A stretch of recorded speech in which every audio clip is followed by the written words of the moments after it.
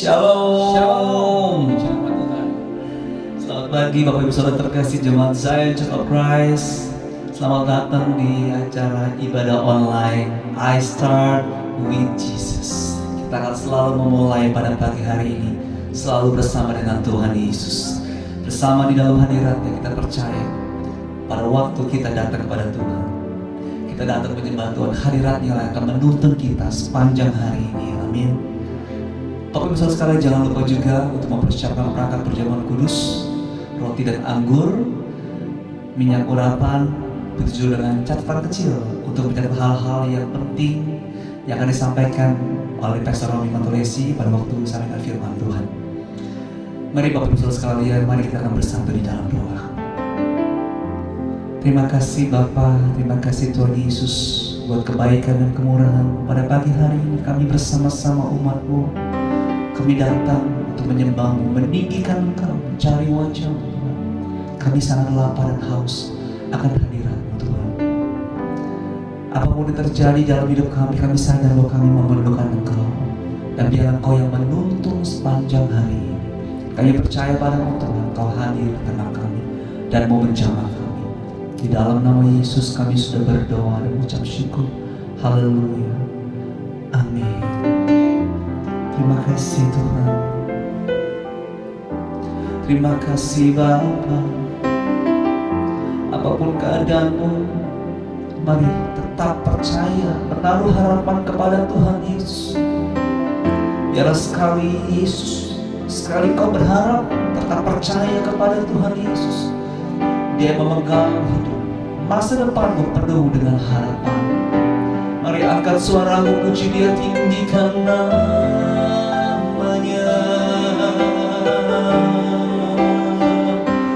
Berikan maksudmu,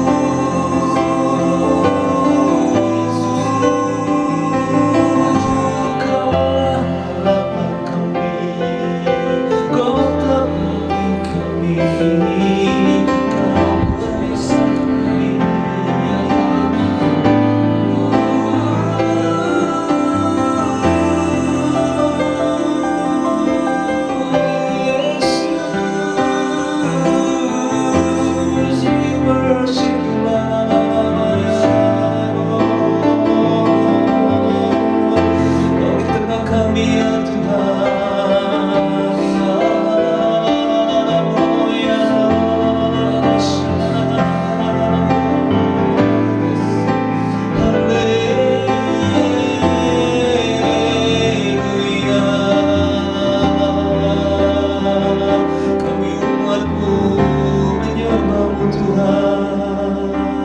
Bersama-sama kita katakan sekali Yesus, selamanya Yesus,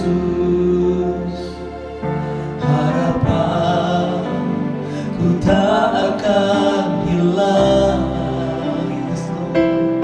karena kasih-Nya sekarang ku ada. Yesusku, ku cinta Kau. Mari katakan lagi sekali Yesus, sekali Yesus, selamanya Yesus. Ini pengakuan kami Bapa, harapan ku tak akan hilang, karena kami percaya kasih-Mu Tuhan Yesus ada bersama dengan kami. Sekarang ku ada, oh Yesusku, ku cinta Kau selamanya.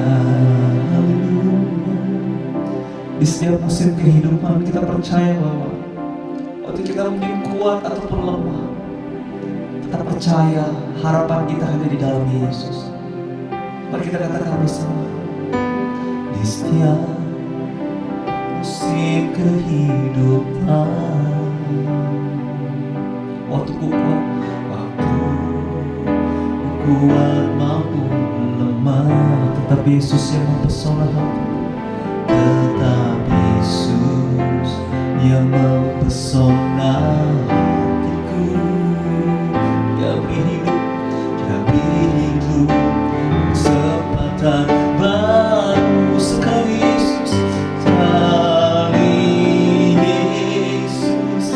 selamanya Yesus. Harapan tak akan hilang karena kasihnya.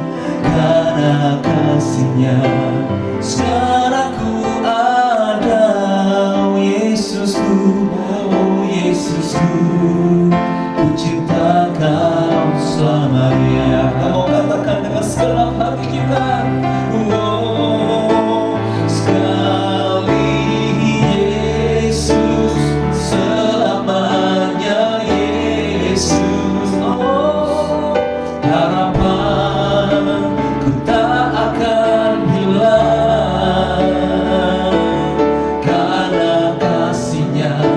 Sekarang ku ada, oh Yesusku, oh Yesusku, ku cinta Kau selamanya. Kita mau katakan lagi yuk, sekali lagi, oh sekali Yesus, selamanya Yesus. Harapan tak akan hilang, oh karena kasihnya.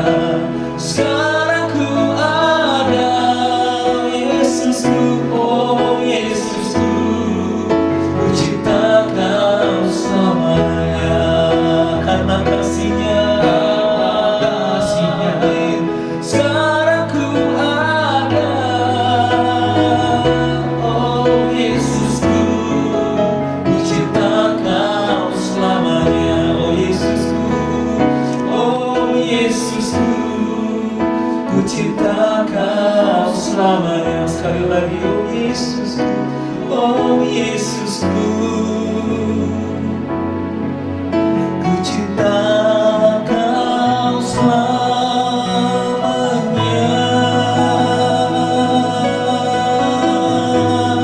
Oh Yesusku, ku cinta Kau Tuhan selamanya. Kau setia,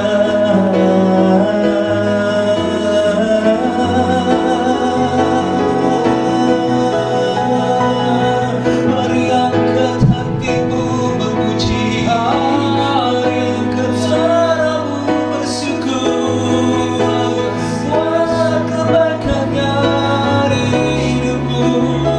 Ya la la la la la la la, shanda la la la la la la, oh shanda la la la la la la la la, oh ya la la la la la la la,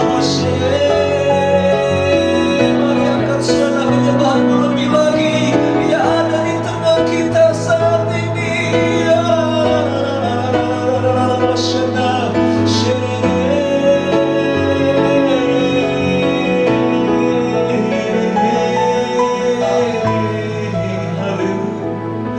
terima kasih Tuhan, terima kasih ya Tuhan.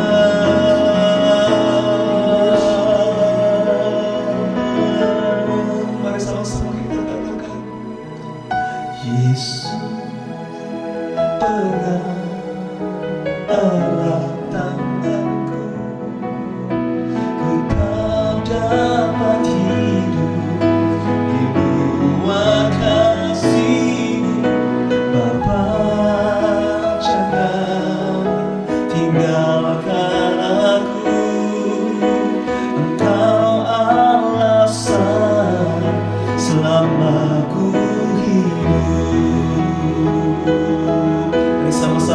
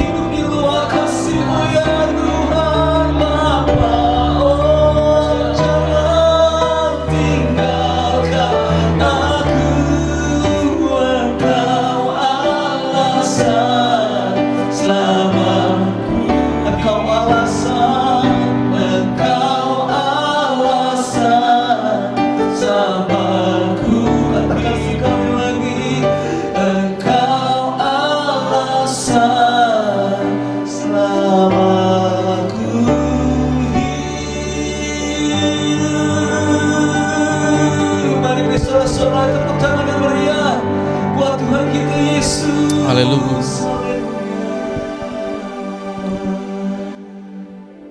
Mari kita hampiri Tuhan. Mari kita satukan di dalam doa. Tuhan Yesus, betapa Engkau ajaib, betapa Engkau luar biasa. Kebaikan-Mu, kemurahan-Mu senantiasa beracara bagi kehidupan kami. Kami percaya bahwa hari ini merupakan hari yang berbahagia. Tuhan memberikan kesempatan yang ajaib. Di tengah segala pergumulan, di tengah segala situasi, di tengah segala tantangan apapun yang ada di depan kami, Tuhan, Engkau selalu membukakan jalan untuk kami boleh menikmati hadirat Tuhan. Kau memberikan kami ketenangan, Kau memberikan kami damai sejahtera, Kau memberikan kami sukacita, agar dalam hidup ini kami sadar bahwa yang menjadi sentral dalam kehidupan kami cuma Yesus, gak ada yang lain. Hanya Yesus yang kami utamakan, hanya Yesus yang kami kejar, hanya Yesus yang kami andalkan. Oleh sebab itu berfirmanlah di pagi hari ini bagi setiap kami. Kami percaya firman-Mu adalah kebenaran, satu-satunya kebenaran yang memerdekakan. Artinya apa yang keluar dari mulut bibir lidahnya Tuhan tidak akan pernah kembali dengan sia-sia, tetapi akan mengerjakan segala perkara dan pastinya berhasil. Maka Tuhan Yesus Kristus, Roh Kudus ambil alih, sederhanakan kata kalimat bahasa yang aku pakai untuk menjelaskan setiap area firman. Dan firman Tuhan ini berlaku bukan hanya buat satu orang, dua orang, tiga orang, tapi buat seluruh manusia yang hidup di bumi ini. Maka kami semua yang menerima firman, kami berbahagia, bukan hanya cakap mendengar, tapi Roh Tuhan memampukan kami untuk dapat mempraktekannya. Terima kasih Tuhan, berbicara bagi kami dalam nama Tuhan Yesus Kristus. Haleluya. Sama-sama kita katakan amin. Puji nama Tuhan. Selamat pagi Bapak Ibu Saudara yang kasih Tuhan. Saya senang bisa bertemu kembali di pagi hari ini bersama dengan saudara untuk menikmati segala kebaikan, segala kemurahan, perkenanan, pertolongan yang Tuhan sediakan. Nah, judul hari ini saudara boleh siapkan catatan saudara, yaitu berbicara mengenai pusat kehidupan. Pusat kehidupan. Nah, ini akan menjadi pelajaran menarik. Kenapa demikian? Karena kalau kita bicara pusat kehidupan, kita bisa melihat kepada anak bayi.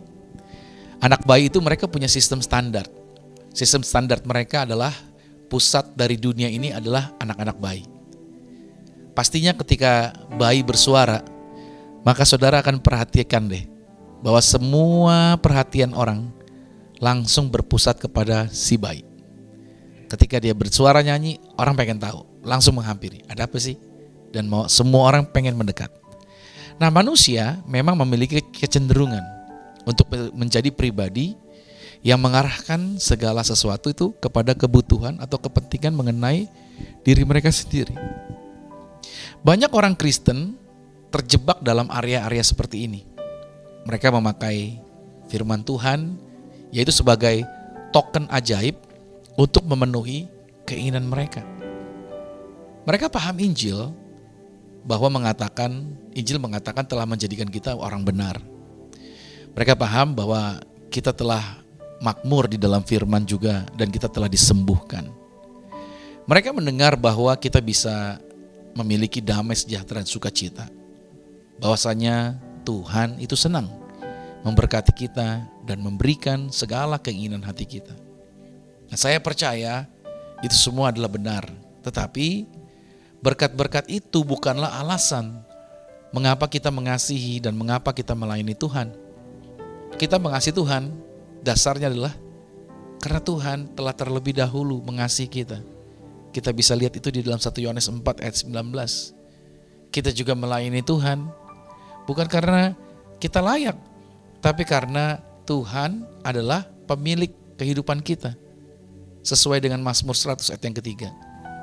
Orang-orang percaya ini seringkali telah menjadi lupa bahwa Tuhan itu sudah memenuhi kebutuhan kekal kita di dalam Kristus. Dan bahwa Tuhan itu berjanji untuk memenuhi kebutuhan jasmani kita ketika kita mendahulukan, yaitu mencari kerajaan Allah terlebih dahulu. Sesuai dengan Matius 6 pada ayat yang ke-33. Nah, banyak orang Kristen lupa bahwa berkat itu datang sebagai hasil sampingan. Ya, hasil sampingan dari melayani Tuhan sebenarnya. Karena saudara harus pahami, berkat bukanlah tujuan dari pertobatan. Berkat adalah tambahan yang diberikan oleh Tuhan. Itu sebabnya adalah mustahil untuk seseorang benar-benar berbahagia dan menemukan kepuasan dalam hidup jika egois dan hanya berpusat kepada diri sendiri. Seseorang yang berfokus untuk memuaskan kebutuhan dan keinginan sendiri tidak akan pernah merasa cukup dengan apapun yang ada pada dia. Selalu ada sesuatu yang akan tampak lebih menarik lagi dan lagi. Seperti misalkan mobil baru, terus menarik mobil baru, rumah yang lebih besar, pekerjaan yang lebih baik, atau pasangan yang lebih muda. Selalu akan terjadi seperti itu. Ada hal-hal yang menarik lebih lagi. Seringkali orang mereka berjuang untuk yang lebih banyak. Tetapi begitu mereka sudah mendapatkan itu semua, maka kegembiraan yang tadinya ada lalu mulai memudar dan mereka membutuhkan sesuatu yang lain lagi untuk menciptakan emosi yang lebih tinggi lagi. Contohnya saudara gadget deh. Setiap kali ada seri terbaru, itu pasti akan buat sebagian orang yang lebih besar, kebanyakan orang ya, itu akan memancing perhatian kita. Untuk apa? Untuk membelinya. Walaupun gadget yang kita miliki masih layak dan masih optimal dalam penggunaannya. Itu yang terjadi, kita selalu merasa gak pernah puas. Kita selalu pengen lebih lagi.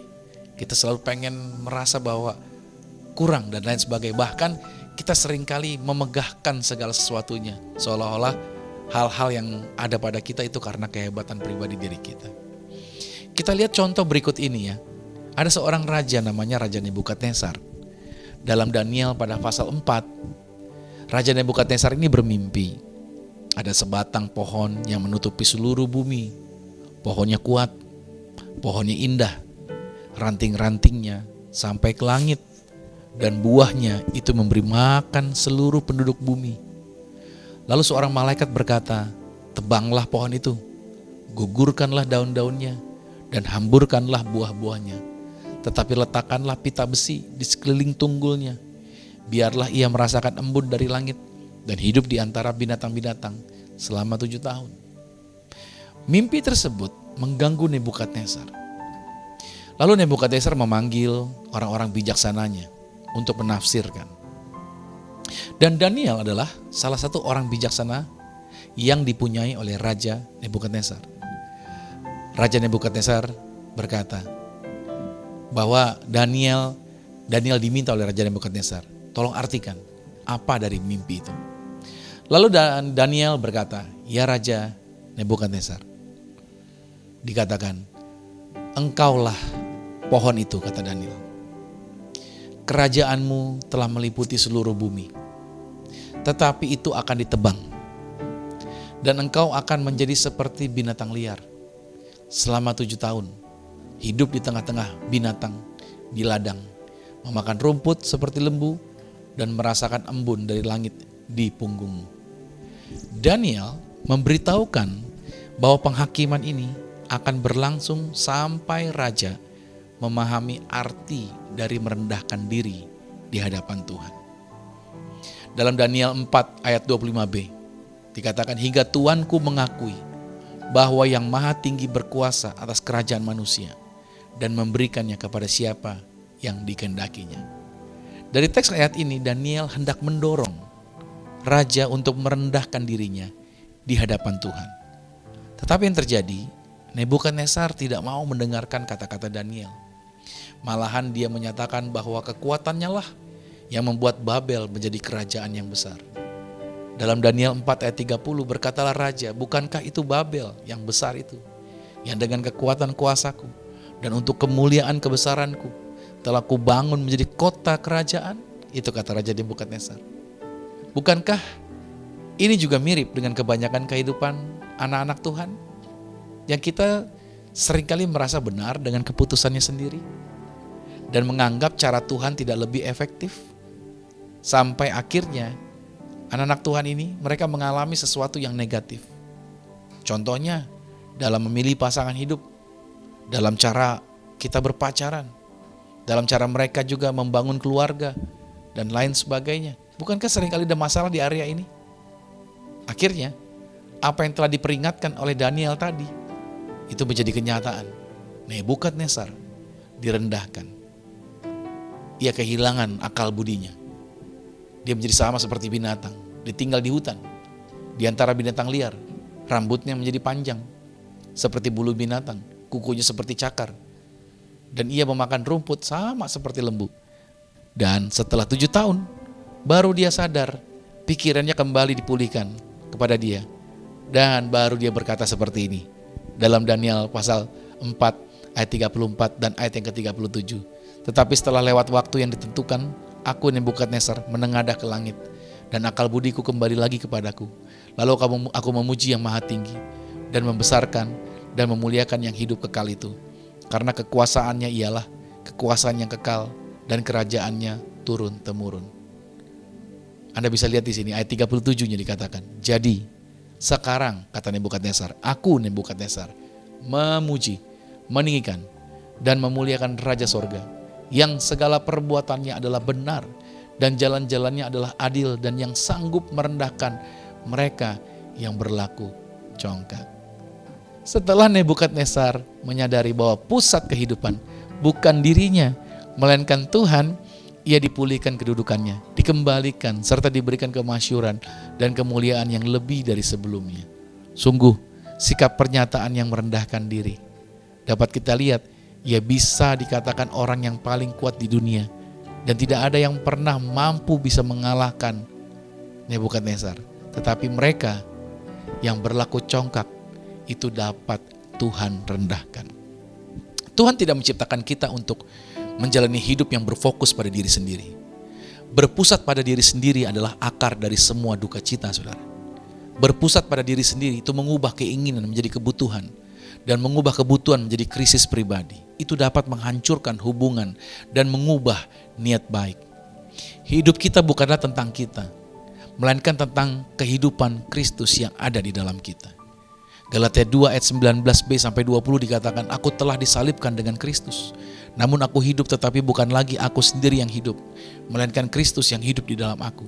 Dan hidupku yang kuhidupi sekarang di dalam daging adalah hidup oleh iman dalam Anak Allah yang telah mengasihi aku dan menyerahkan dirinya untuk aku. Alkitab memberikan petunjuk bahwa untuk tidak berpusat pada diri sendiri, caranya adalah dengan apa? Dengan merendahkan hati kita. Dan kerendahan hati tidak pernah dipaksakan, melainkan itu harus datang dari hati yang rela. Tidak pernah dipaksa rendah hati. Yakobus 4 ayat 10, rendahkanlah dirimu di hadapan Tuhan, dan Dia akan meninggikan kamu. Saudara yang dikasihi Tuhan, kalau orang berpusat pada diri sendiri, itu akan menjadi sebuah perangkap jebakan maut yang akan menggagalkan kehidupan dia. Amsal 29 ayat 23, keangkuhan merendahkan orang, tetapi orang yang rendah hati justru menerima pujian. Ingat baik ini, orang yang angkuh malahan dijauhin. Orang yang angkuh malahan tidak ada yang mau mendekat. Tetapi orang yang merendah, justru dia akan mendapatkan pujian dan justru dia yang akan diangkat. Makanya berjalan dalam kesombongan itu sama dengan menjalani hidup yang berfokus pada diri sendiri. Itu akan merendahkan kita dan akan menghalangi apa yang Tuhan bisa lakukan di dalam dan melalui kehidupan kita. Terkadang saya suka sedih ketika melihat begitu banyak orang Kristen memproyeksikan gambaran yang salah tentang Yesus kepada dunia. Memang benar bahwa seorang pekerja patut mendapat upahnya, kata Lukas pasal 10 ayat yang ke-7. Tetapi kita seharusnya mewakili Bapa seperti yang dilakukan oleh Yesus. Bahwa dikatakan dia adalah pribadi yang lemah lembut dan rendah hati.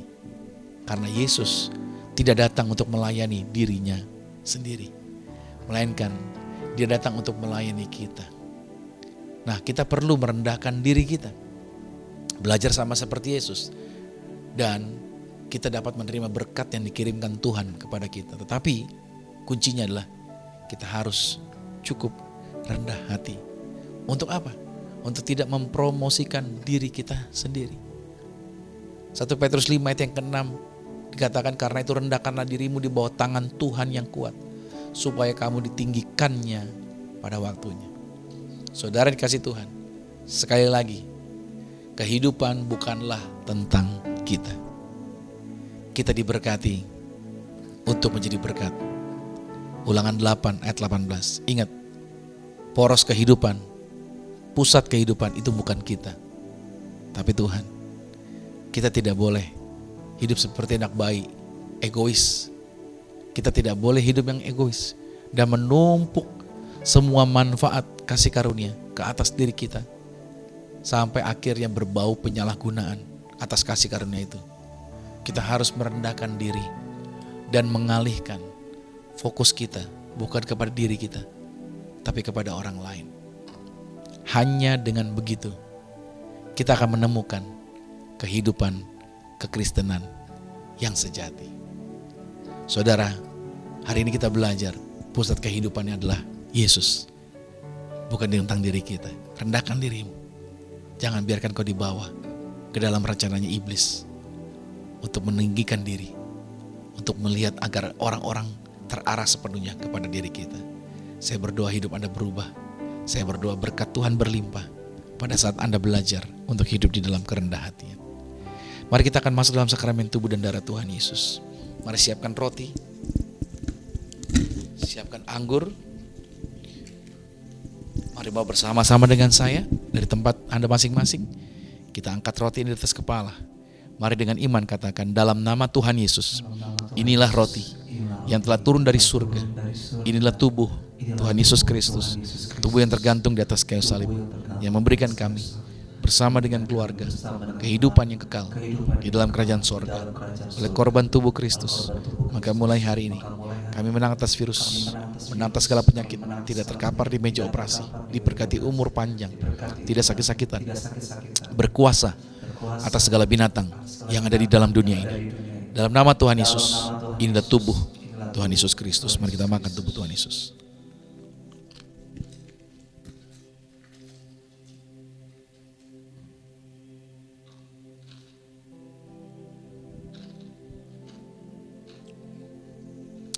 Mari kita angkat anggur ini di atas kepala. Bersama-sama dengan saya katakan, dalam nama Tuhan Yesus, inilah darah Yesus Kristus, darah yang tercurah, darah yang tertumpah di atas kayu salib sebagai perjanjian yang baru dan yang kekal. Oleh darah Yesus, mujizat Tuhan, kemuliaan Tuhan, kuasa Tuhan terjadi atas kami. Kami menang atas setan-setan, menang atas kuasa gelap. Kami termeterai sebagai warga sorga, punya rumah di sorga, punya rumah di bumi, tidak mengembara. Apa yang kami pegang, usahakan kerjakan, karir, bisnis, project, maka Tuhan buat kami berhasil, diangkat naik, diberkati lebih dari berkat tertinggi yang pernah kami raih. Dalam nama Yesus, inilah darah Yesus Kristus. Mari kita minum.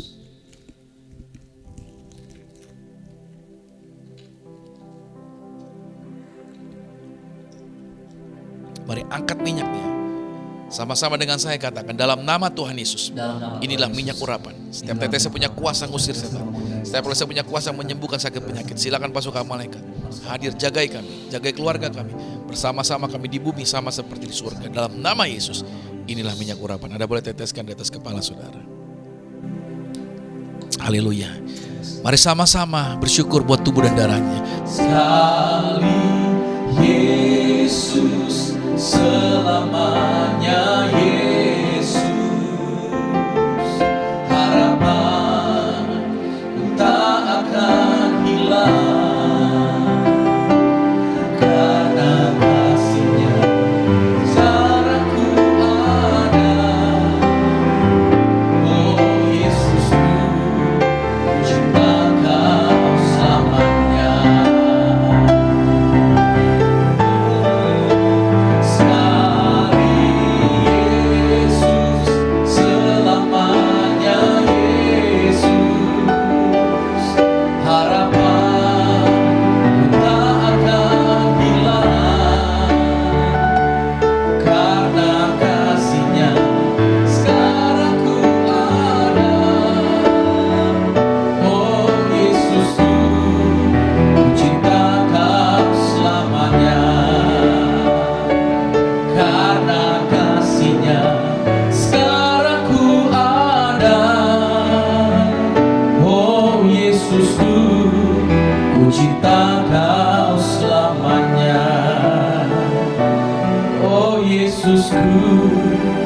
ku ciptakan selamanya.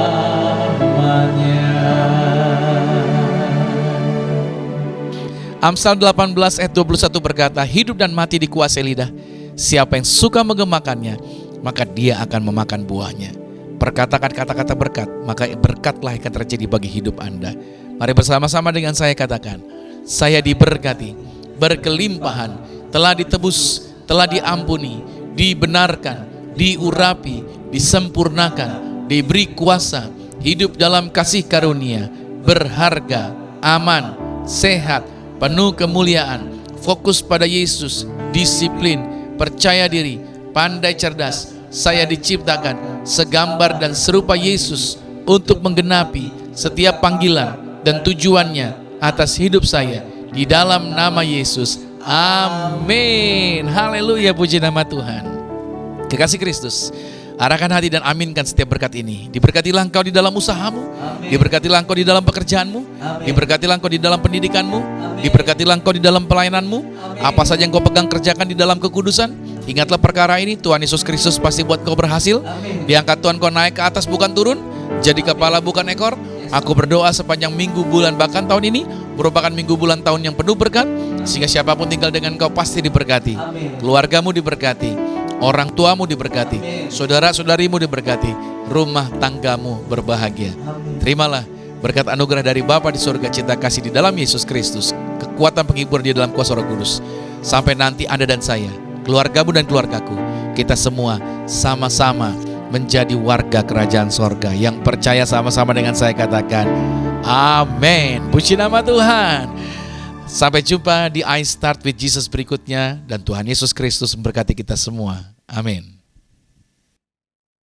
Tuhan yang besar, yang telah berjanji dan sanggup menggenapi, imanku bersepakat percaya kuasanya. Ku terima sekarang kemenangan dan